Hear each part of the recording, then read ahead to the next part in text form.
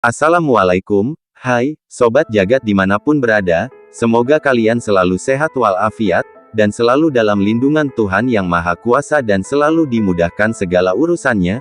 Hai Sobat Jagat, siapa yang di sini suka naik gunung, atau menjelajahi hutan atau sebagai pecinta alam, hobi satu ini adalah hobi tentunya begitu mengasyikkan, dikarenakan selain bisa menikmati keindahan alam juga kita bisa merasakan kepuasan dan kedamaian. Namun semua tentu ada resiko yang harus dibayar, tentunya lelah, tersesat, bahkan kematian, mungkin karena kecelakaan atau logistik dan persiapan yang minim, atau mungkin faktor lain berupa hal-hal mistis yang di luar nalar.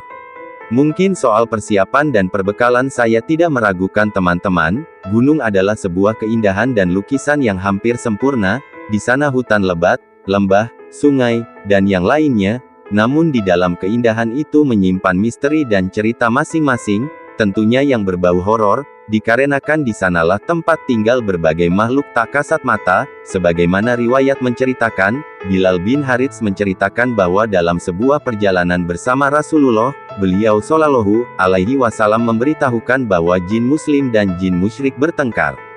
Lalu mereka minta ditempatkan di suatu tempat. Maka Rasulullah menempatkan jin muslim di Al-Jalas perkampungan dan gunung-gunung, sedangkan jin musyrik ditempatkan di Al-Gaur, antara gunung dan laut. Abdullah bin Kasir, salah seorang perawi riwayat ini, berkata kepada ayahnya, "Kasir, apa itu Al-Jalas dan Al-Gaur?"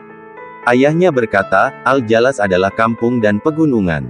Al-Gaur adalah daerah antara gunung dan laut. Mereka disebut juga Al-Janub."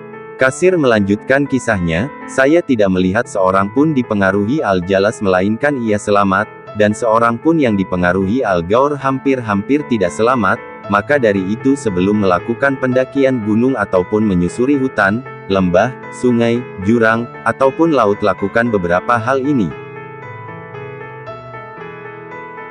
Izin terlebih dahulu kepada orang tua ataupun keluarga, setidaknya restu dan doa mereka senantiasa bersama kita agar dipermudahkan di setiap hal." Dari Abdullah bin Amr radhiyallahu anhuma dari Nabi Shallallahu Alaihi Wasallam, beliau bersabda, "Ridho Allah terdapat pada ridho orang tua, dan murka Allah juga terdapat pada murkanya orang tua." Hari Tirmidzi. Dianjurkan untuk berpamitan kepada keluarga dan tetangga serta kerabat sebelum safar. Dari Ibnu Umar radhiyallahu anhu, beliau berkata, "Biasanya Rasulullah Shallallahu Alaihi Wasallam berpamitan kepada kami sebelum safar kemudian membaca doa, Astaghfirullah diinaka wa amaanataka wa atima amalika, aku titipkan kepada Allah, agamamu, amanatmu, dan penutup amalanmu." Hari Ahmad, 6/242, Abu Daud No. 2600, At-Tirmidzi nomor 3443, disahihkan oleh Ahmad Syakir dalam Takrij Musnad Ahmad. Dan dianjurkan berpergian jangan sendiri, ajaklah teman, 3 atau lebih sebagaimana diriwayatkan seorang muslim dimakruhkan bersafar sendirian, hendaknya bersafar bersama beberapa orang.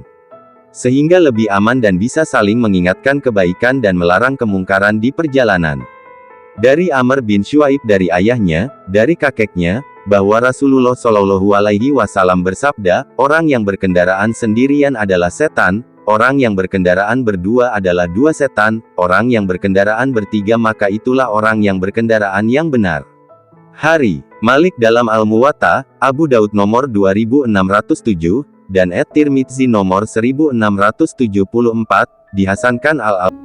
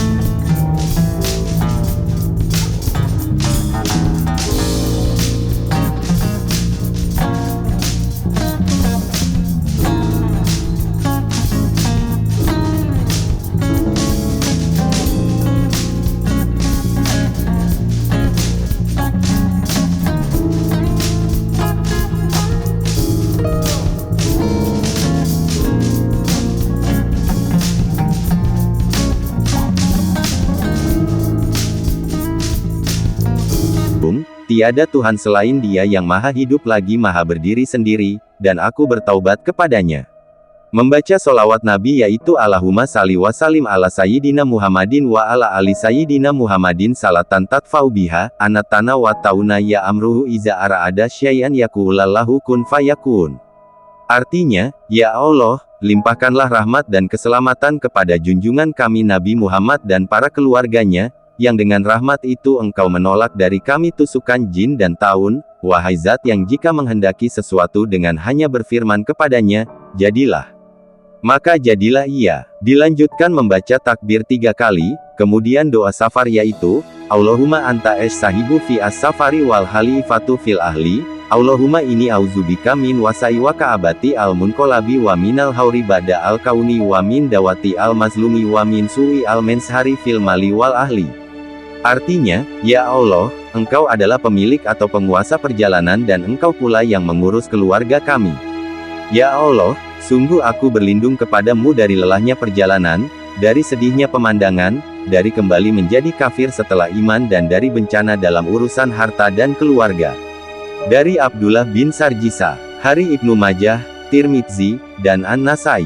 Dengan doa ini kita akan diberikan kekuatan dan dijauhkan dari kelelahan yang berlebihan, dijauhkan dari pemandangan yang buruk, melihat sesuatu yang buruk, ketika memulai perjalanan mendapati jalan yang naik bertakbirlah, Allahu Akbar, dan jika menemukan jalan menurun bacalah tasbih subhanallah. Jaga Adzab, pepatah mengatakan barang siapa tidak beradab maka biadab, bukan di hidup dunia nyata saja adab dipakai tapi di alam pun adab harus dipakai apalagi di gunung kebanyakan penghuni makhluk halus terdapat jin muslim, ucapkan salam, dengan kerendahan hati karena mereka sebenarnya melihat kalian namun kalian tidak melihatnya, saat berhenti di suatu tempat ketika perjalanan bacalah ini, auzu bikalimaati Allahi et ta'amaati min syarri ma halaka. Artinya, aku berlindung kepada Allah dari kejahatan makhluk yang diciptakan oleh Allah, dari Khawlah binti Hakim.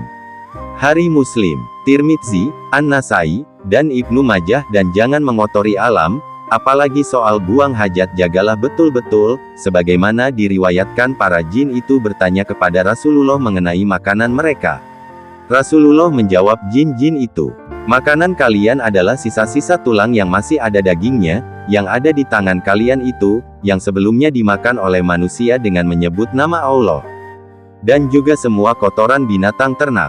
Rasulullah melanjutkan, oleh karena itu, kalian para sahabat jangan beristinja, membersihkan kotoran bab, dengan tulang dan kotoran binatang. Sebab, keduanya makanan saudara kalian, golongan jin, Hari Muslim dari Ibnu Mas'ud. Dan jangan buang hajat kecil dan besar di lubang-lubang, bahkan itu lubang semut, sebagaimana dikisahkan tempat tinggal jin selanjutnya yaitu di lubang-lubang. Ini sesuai dengan sebuah riwayat yang berbunyi, jangan sampai ada yang kencing di lubang. Orang-orang bertanya kepada Qatadah, mengapa tidak boleh kencing di lubang? Qatadah menjawab, Rasulullah pernah mengatakan, sebab lubang adalah tempat tinggal golongan jin. Hari Abu Dawud, Nasai, dan Ahmad dari Abdullah ibn Sarjas. Maka dari itu jaga sikap dan perilaku saat melakukan pendakian. Jaga ibadah dan banyak berzikir, jangan pernah tinggalkan ibadah dimanapun. Syekh Abdul Aziz bin Bas mengatakan, orang yang safar dibolehkan menjamak salat zuhur dan asar, salat maghrib dan isya, namun meninggalkannya itu lebih utama. Jika ia singgah di suatu tempat dan tidak ada kesulitan, maka meninggalkan jamak itu lebih utama, dan bila Anda mengalami tersesat tenangkan pikiran dan hati lakukan 2 rakaat salat sunnah, dan berdoa Allahumma ini auzubika an adila, au adala, au adila, au ujola, au ajlima, au ujlama, au ajala, au yujala alaya. Artinya, ya Allah, sesungguhnya aku berlindung kepadamu jangan sampai aku sesat atau disesatkan, setan atau yang berwatak setan, berbuat kesalahan atau disalahi, menganiaya atau dianiaya orang, berbuat bodoh atau dibodohi. Hari Tirmidzi. Semoga Allah senantiasa melindungi kita. Amin. Wallahu a'lam bishawab. Demikianlah sahabat ulasan tentang agar selamat kemanapun pergi, semoga bermanfaat. Ada lebih dan kurangnya dari kehilafan saya pribadi, kesempurnaan milik Tuhan Yang Maha Esa. Saya dengan segenap jajaran yang bertugas pamit undur diri. Wassalam.